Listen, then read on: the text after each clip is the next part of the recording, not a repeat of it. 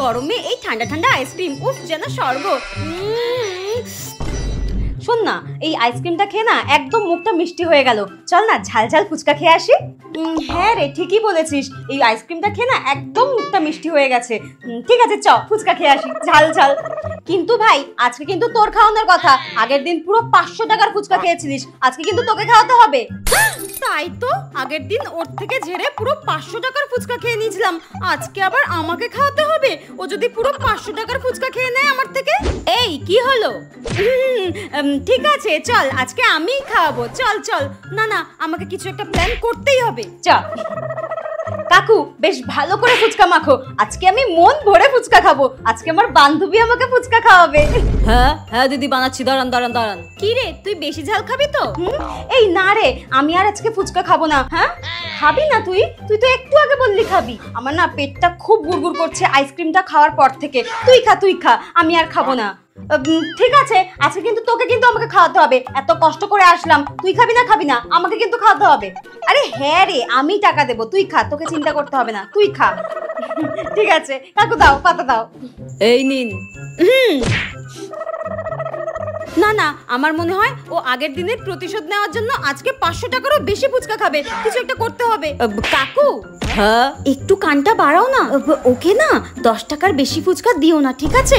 আমার কাছে 10 টাকাই রয়েছে। তুমি যদি ওকে বেশি দাও, আমার কাছে কিন্তু টাকা নেই, আমি দিতে পারবো না। এ কি বন্ধু রে বাবা, আগের দিন পুরো 500 টাকার ফুচকা খেয়ে নিল বন্ধুর ঝেড়ে। ঠিক আছে ঠিক আছে। হ্যাঁ হ্যাঁ, ওকে 10 টাকারই দিও। তুই খা তুই খা তুই খা। মনে তো হয় কিছু শুনতে পাইনি। এই নিন। দাও। আহা, ফুচকাটা দেখে কি লোভ লাগছে আমার। হ্যাঁ খাবি? না না না না, তুই খা তুই খা। ঠিক আছে।